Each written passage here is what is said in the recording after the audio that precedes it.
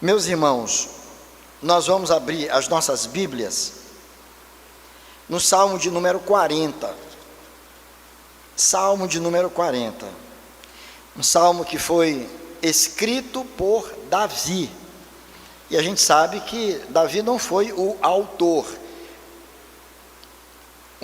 A Bíblia toda tem um único autor, que foi o Senhor nosso Deus, né? Mas temos vários escritores. E quem escreveu o Salmo 40 foi Davi. E nós conhecemos bastante da história de Davi. Talvez, eu já disse isso aqui, que o personagem bíblico mais conhecido e talvez mais admirado, mais amado, seja Davi. Por conta, especialmente, daquela história, daquele episódio da luta de Davi com Golias, que na igreja a gente aprende essa história desde cedo, no departamento infantil, né, meu irmão? A gente ouve falar de Davi, que enfrentou um gigante, e que Deus deu uma grande vitória a Davi. E a gente acaba crescendo muitas vezes com aquela, talvez, impressão errada de que Davi é um super-herói, de que Davi tinha poderes extraordinários, de que Davi fosse alguém diferente de nós, com capacidades e com um preparo bem diferente do nosso. Aí a gente lendo as escrituras todas, a gente vai descobrir que Davi, sem dúvida, foi um homem segundo o coração de Deus, mas foi um homem semelhante a nós, um homem que transgrediu, um homem que pecou, mas que se arrependeu do seu pecado, um homem que buscou o perdão de Deus e que Deus usou grandemente a ele, inclusive para ser um dos escritores de muitos textos que nós temos aqui. É óbvio, quando eu digo essas coisas, eu não as digo querendo mostrar aos irmãos ou incentivar os irmãos a praticarem pecado, porque Deus, na verdade, perdoa o pecado, ainda vai nos usar grandemente. Não é isso, mas simplesmente para dizer que nós somos falhos, e muitas vezes o inimigo, por conta das nossas falhas e pecados, ele quer nos fazer acreditar que Deus está tão injuriado conosco, tão triste conosco, que ele não quer mais saber de nós, né? Isso é uma inverdade, porque a Bíblia nos afirma que nada nos separará do amor de Deus que está em Cristo Jesus, e que nenhum daqueles que foram alcançados pela graça de Deus, eles vão se perder de forma definitiva, podem se afastar, podem entristecer o Senhor, mas eles retornam para o Senhor, e Deus vai usar a cada um conforme a sua boa, eterna e santa vontade. Como é bom acreditar, como é bom crer desta forma, entender como Deus é maravilhoso, e como Deus nos ama com amor eterno. Quando tropeçamos, Ele estende as mãos para nos colocar de pé. Quando nos sentimos fracos e incompetentes, Deus vem e nos ajuda, nos preparando para desafios grandiosos. Deus é assim, Ele é maravilhoso. E esse texto, então, foi escrito por Davi. E a gente fica pensando, bem, eu sei que Davi era um homem igual a mim, um homem sujeito a falhas, a equívocos, a pecados, como de fato ele os cometeu, mas era um homem que amava muito a Deus. Era um homem que cria verdadeiramente que Deus era o soberano Senhor do universo. Ele sabia que Deus, Ele era onipotente, que Deus tinha todo o poder. E por isso, Davi, nas Escrituras você vai ver, Davi um homem muito apegado ao Senhor, um homem que buscava muito a Deus em oração, pedindo a Deus que o abençoasse.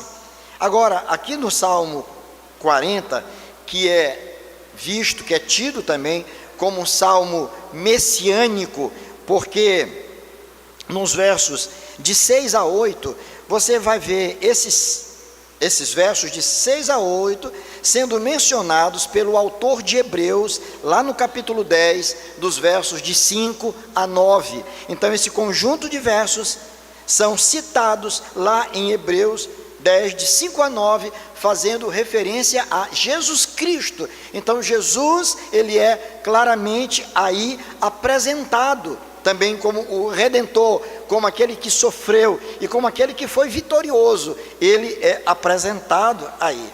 Mas nós vamos ver no verso de número 17, e eu quero que os irmãos olhem para o verso 17 do Salmo 40, que é um texto muito conhecido e que eu particularmente gosto demais desse verso. Ele diz assim, olha, vamos ler juntos, verso 17 do Salmo 40, vamos lá.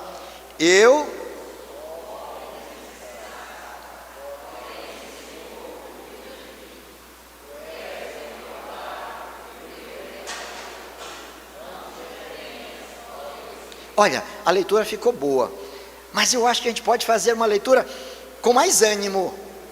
Nós vamos fazer uma afirmação, a menos que você não concorde com o que está aí. Então vamos ler ainda de forma mais bonita, mais forte. Vamos lá? Eu sou, porém,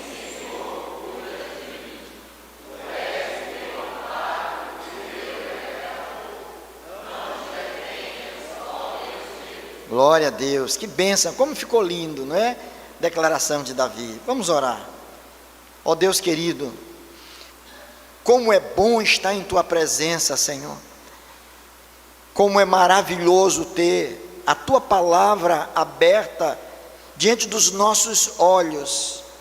Que bom saber que somos assistidos pelo Teu Espírito Santo.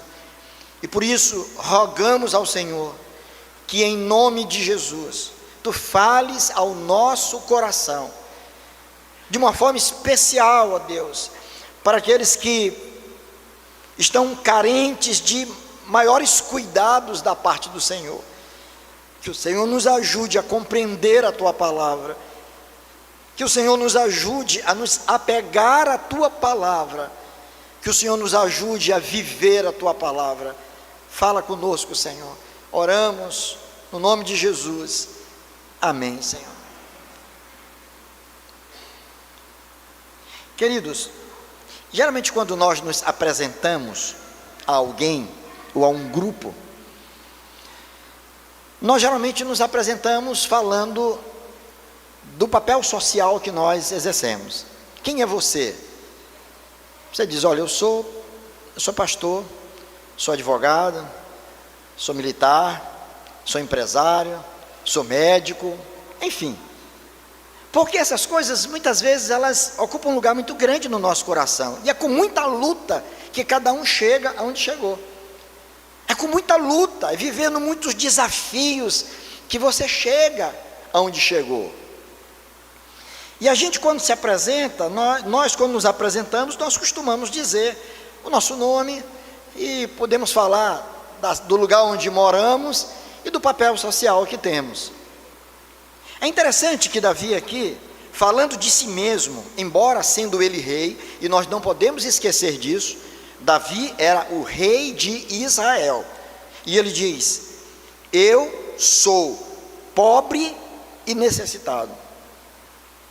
Ele não tem nenhum constrangimento, embora sendo rei, de dizer que ele era pobre, e não há nisso nenhuma contradição. Se eu tenho a coroa na cabeça, eu tenho o cetro em minhas mãos, eu estou assentado num trono, eu moro num palácio, eu tenho muita gente trabalhando para mim, eu conto com uma proteção excelente, tenho soldados à minha disposição, e eles estão aí de guarda, prontos para me defender, mas eu sou pobre e necessitado. Porque Davi se apresenta aqui como um mortal, como alguém que tinha consciência da sua própria natureza. Davi se apresenta aqui como aquele que não está propriamente encantado com as suas conquistas, que não estava deslumbrado com aquilo que socialmente ele representava. Mas aqui ele se apresenta como homem honesto, que vasculha o seu interior, a sua mente, o seu coração, e ele diz, olha, a despeito de tudo que eu tenho, a despeito de tudo que eu já conquistei na vida, a despeito de tudo que eu sou, humanamente falando, eu não passo de um homem pobre e necessitado. Eu necessito do Senhor, eu careço do Senhor. Eu fui informado, não estive presente, mas foi gravado o depoimento do nosso irmão na fé, Wilson Mateus, não é isso, Tiago? Lá em Balsas, testemunho que ele deu, a despeito da sua fortuna, a despeito do que ele tem, mas ele claramente declarou, não é? Que o dinheiro não representa tudo que uma pessoa pode ter, porque a maior necessidade de um homem é a necessidade de Deus. E hoje ele é um servo do Senhor, e alguém que tem prazer em servir ao Senhor. Reuniu 2.500 pessoas lá na cidade de Balsas e levou nada menos do que o reverendo Hernandes Dias Lopes para pregar, para que as pessoas pudessem ouvir a mensagem do Evangelho da boca de um homem que ele admira, de um servo que Deus tem usado grandemente, não só no Brasil, como fora do Brasil, como um pregador do Evangelho, como um homem piedoso, como servo de Deus, como alguém que tem consagrado a sua vida a essa tarefa de propagar as verdades do Evangelho de Cristo Jesus. Tiago esteve lá, o presbítero César também esteve lá, testemunharam, já compartilharam conosco do testemunho, um testemunho que impactou a vida das pessoas que estavam lá, e tinham muitas autoridades ouvindo o que ele estava falando, né? O próprio Hernandes também, que ficou impressionado com o testemunho, aquele testemunho.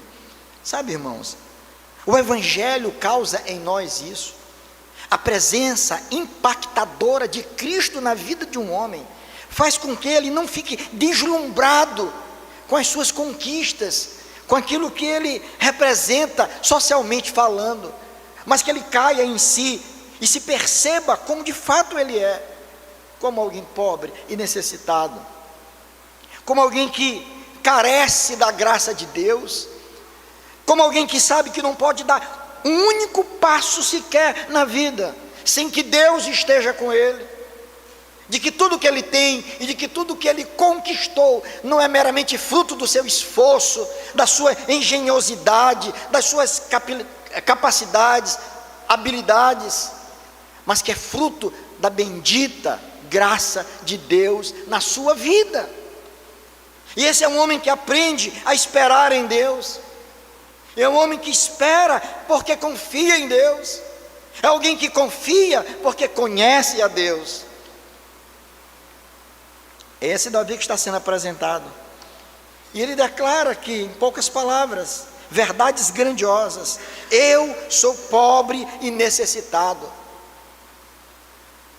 Mas olha o que vem logo em seguida, ele diz: porém, eu sou pobre, eu sou necessitado, porém, o que vem depois? O Senhor cuida de mim. Que afirmação bombástica é essa, irmãos? Que convicção que esse homem tinha. O Senhor cuida de mim.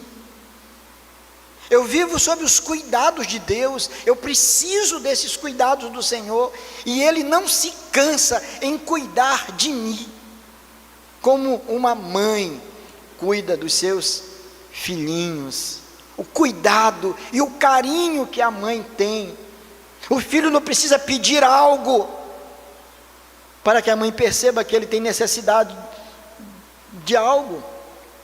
Ela sabe, ela acompanha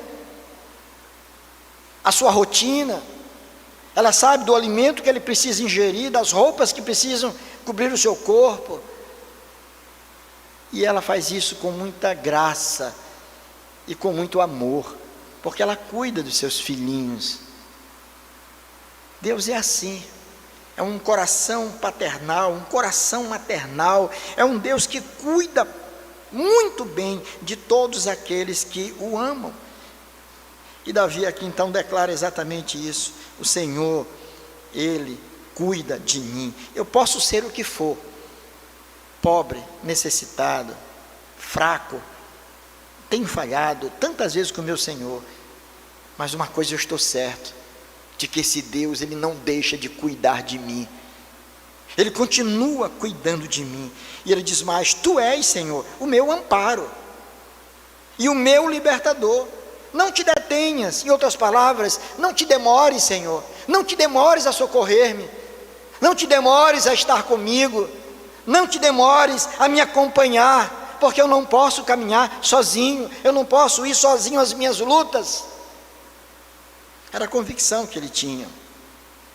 O Senhor, sem dúvida alguma, Ele cuida dos seus amados. Essa era a convicção que Jesus Cristo, o Filho de Deus, tinha também. A convicção que o Pai estava com ele, mesmo em meio aos seus sofrimentos, mas ainda assim ele ousou dizer: Senhor, Senhor, afasta de mim este cálice, esse sofrimento, contudo, que seja feita a tua vontade. Ele estava submisso à vontade do Pai, porque ele sabia que o Pai estava com ele. O Senhor cuida dos seus amados. Deixa eu te fazer uma pergunta. Esse é o entendimento que você tem? Se esse é o entendimento que nós temos, irmãos, que Deus cuida de nós, por que nós nos apanhamos muitas vezes murmurando? Por que nós nos queixamos tanto da vida? Por que nós lamentamos tanto, achando que nos falta alguma coisa? Por que muitas vezes nós nos apanhamos entristecidos, como se Deus tivesse se esquecido de nós em meio às nossas crises? Irmãos, quando nós passamos a crer, como está a Bíblia afirmando, que Deus cuida de nós, nós vamos ter certeza de que mesmo que andemos pelos vales da sombra da morte, nós não vamos temer nada, pela certeza de que Ele está conosco, de que Ele vai nos acompanhar, de que Ele não vai nos abandonar. Esse é o Deus que é revelado nas Escrituras, esse é o Deus que Davi cria, um Deus que cuida dos seus amados. Agora, eu quero te convidar para observar os argumentos de Davi nos 3 primeiros versos do Salmo 40. Os 3 primeiros versos do Salmo 40. Olha só, ele diz assim: esperei confiantemente pelo Senhor, Ele se inclinou para mim e me ouviu quando clamei por socorro. Tirou-me de um poço de perdição, de um tremedal de lama, colocou-me os pés sobre uma rocha e me firmou os passos, e me pôs nos lábios um novo cântico, um hino de louvor ao nosso Deus. Muitos verão essas coisas, temerão e confiarão no Senhor. Vamos fazer o seguinte exercício. Eu quero que você me acompanhe no exercício que eu fiz para chegar à conclusão que eu cheguei lendo esse salmo. É um salmo belíssimo, e se fôssemos expor todo o salmo, nós íamos gastar muitas horas aqui para expor cada detalhe desse salmo.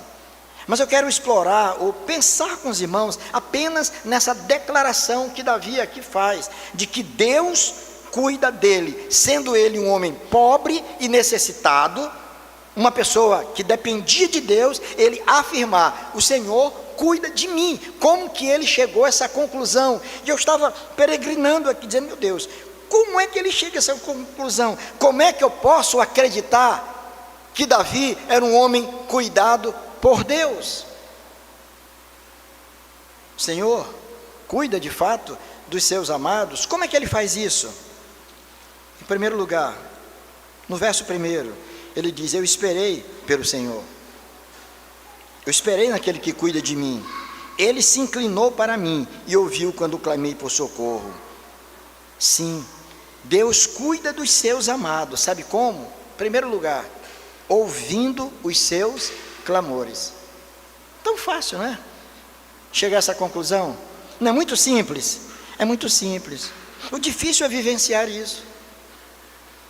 Claramente está dizendo: olha, eu sou cuidado pelo Senhor, porque esse Deus prova o seu cuidado para comigo, ouvindo os meus clamores.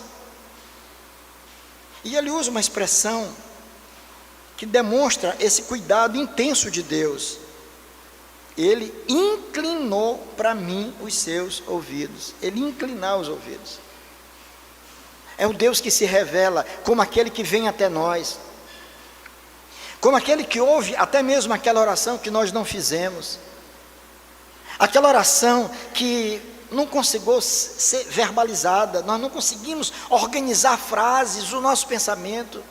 Muitas vezes estamos passando por situações tão amargas na vida, que nós não conseguimos fazer uma oração bonita. Mas Deus, Ele inclina os ouvidos, assim como um pai, uma mãe, inclinam seus ouvidos para o filhinho, está lá embaixo, pequenininho.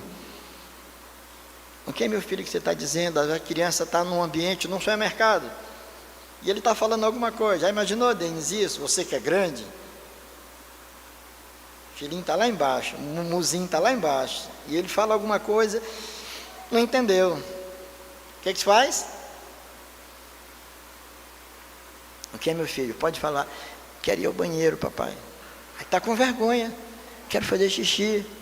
Aí o pai vai lá pertinho da criança para ouvir o clamor, o pedido. É isso que Deus faz com a gente. Deus ouve as nossas preces, Deus ouve os nossos clamores. E o interessante é que essa mesma expressão você vai encontrar no Salmo 113, versos 5 e 6, no Salmo 116, versos 1 e 2, a mesma expressão, apontando para a mesma realidade, dessa forma de Deus tratar os seus filhos, de Deus inclinar os seus ouvidos para ouvir as suas preces. Isso traz conforto ao nosso coração, irmãos, traz paz ao nosso coração, ao saber que nós cremos num Deus que nos ouve, num Deus cujos ouvidos estão abertos para ouvir os nossos clamores.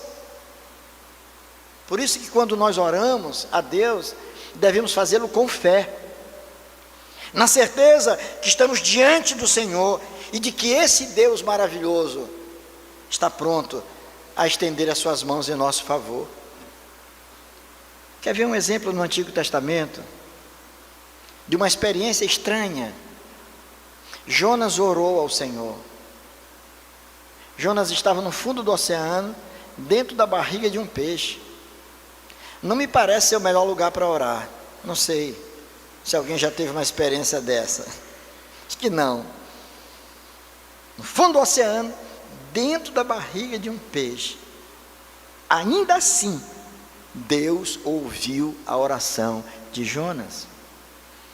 Você pode estar no fundo de um poço, você pode estar no lugar mais baixo da tua existência, mas se você clamar lá onde você estiver, clame com fé, porque Deus vai ouvi-lo. Deus ouviu Jonas não simplesmente lá no fundo do oceano,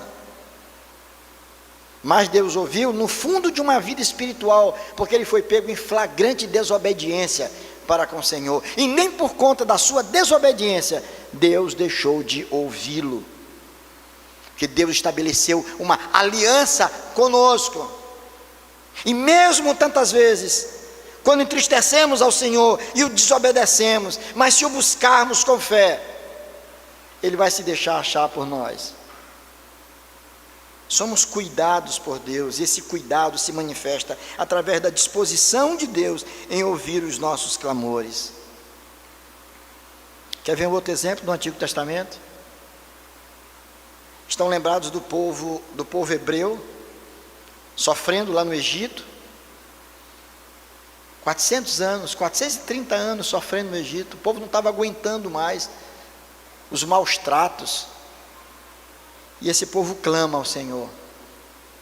Aquele povo ergue a sua voz, clamando ao Senhor, e a Bíblia diz que Deus ouviu o clamor dos seus filhos, e Deus providenciou um libertador. Deus preparou Moisés, de uma forma milagrosa. Deus, que é soberano, preparou Moisés. Analise a história de Moisés. Milagre aquilo ali, ação totalmente de Deus. para que ele viesse ser esse instrumento nas mãos do Senhor. E tudo isso porque aquele povo clamou a Deus.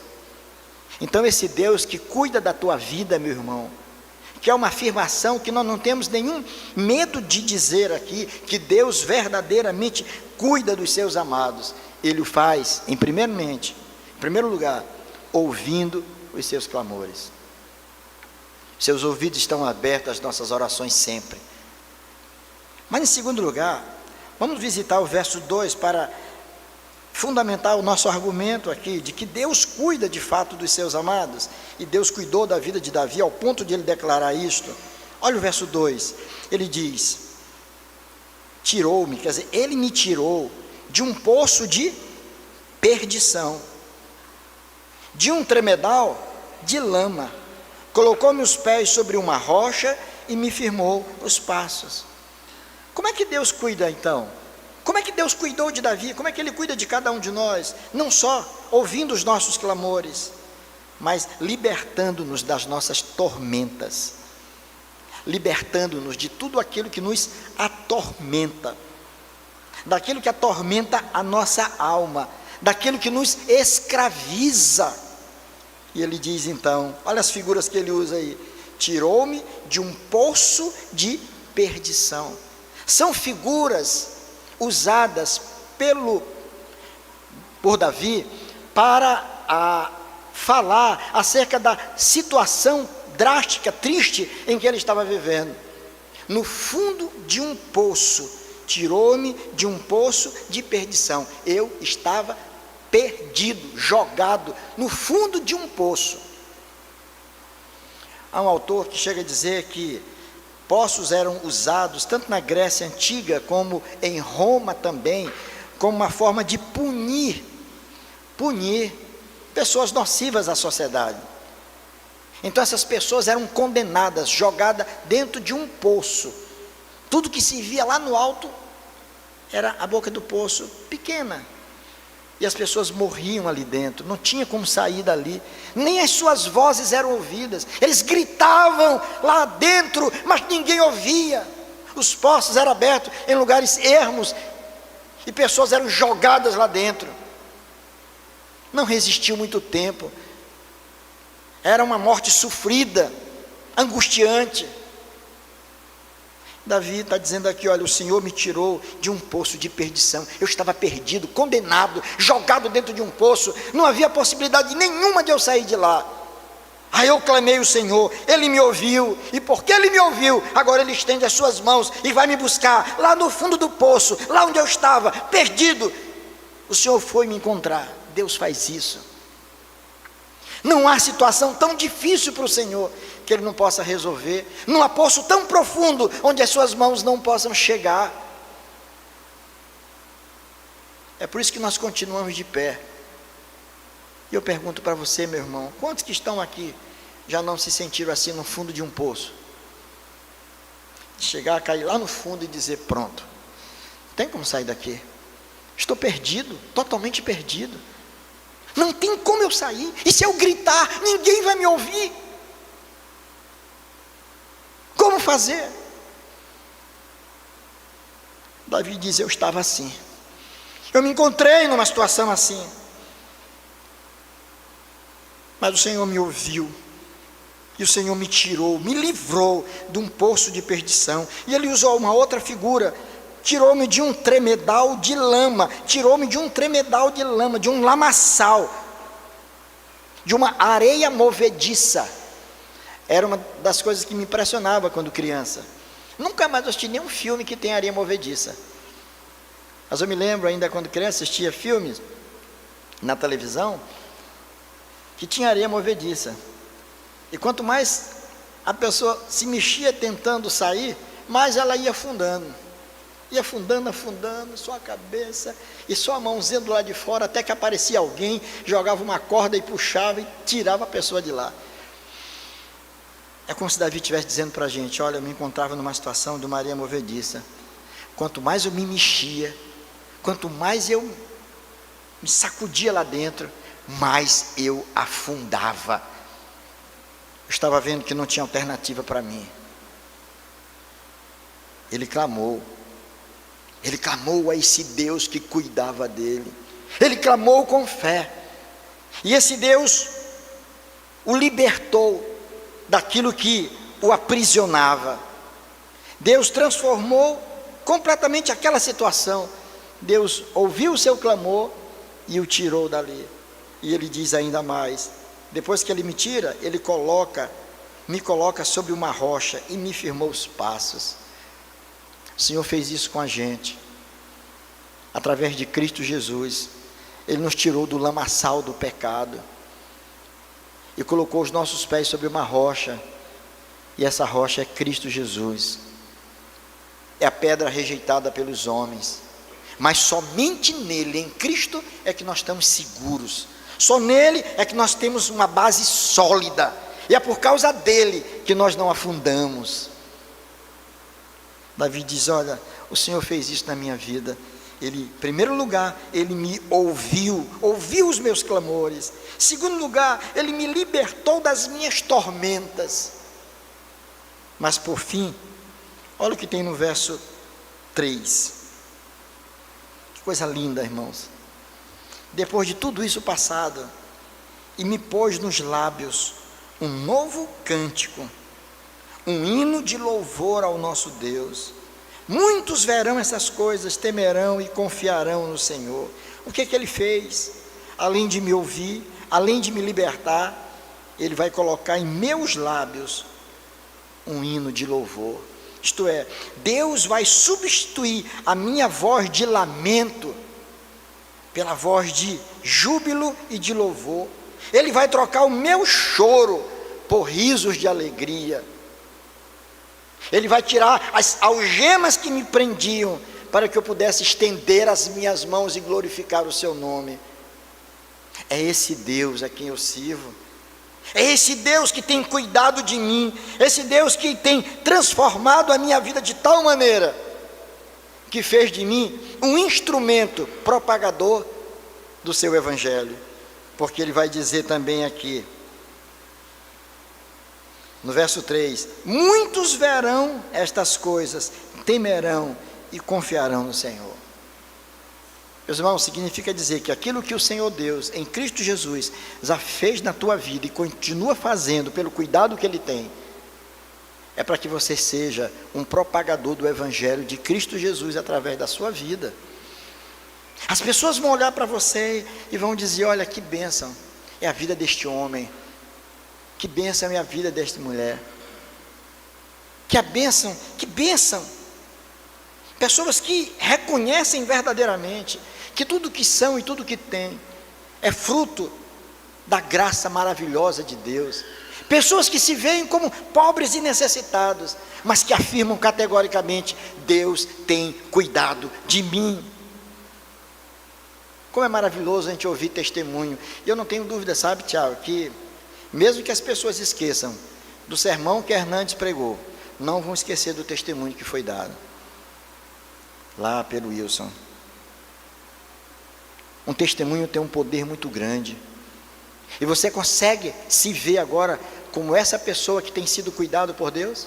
Você consegue se ver? Olha, eu sou um exemplo disso. Você pode dizer: eu sou cuidado por Deus. Minha vida eu estava num poço, eu estava perdido. Deus transformou a minha vida, Deus transformou a minha família.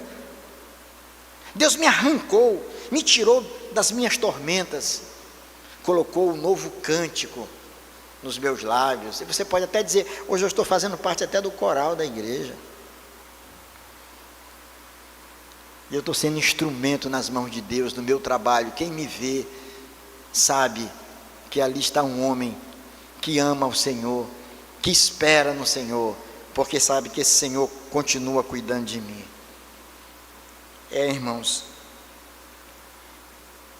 olha, às vezes a gente não entende o porquê das feridas que a gente sofre, dos problemas que a gente enfrenta, mas somente quando as cordas do violão, e presta atenção nisso, aí Saulo, somente quando as cordas do violão são feridas pelo músico, feridas, tocadas, arranhadas, é que se pode ouvir a harmonia dos belos acordes. Não é verdade?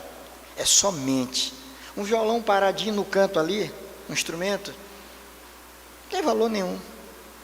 Talvez pela sua beleza, pela madeira com que ele foi feito, mas quando ele está na mão de um músico, e as cordas deste violão são feridas, tocadas, é que se pode ouvir a beleza dos acordes, as harmonias que estão ali. Isso traz tanta alegria e tanta paz. Nós somos esses instrumentos usados por Deus, e muitas vezes os toques de Deus na nossa vida pode até incomodar, mas é através disso que o nome do Senhor tem sido honrado, porque você tem se mantido firme na presença de Deus, apesar dos golpes que tem sofrido na vida, apesar dos problemas que tem enfrentado, mas você está onde está, pela graça de Deus, tão somente pela graça de Deus. Portanto, meu querido, continue esperando no Senhor, espere no Senhor, confiantemente, porque esse Deus a quem você serve, é o Deus que tem cuidado da sua vida. Que Ele continue nos favorecendo com a sua graça. Amém.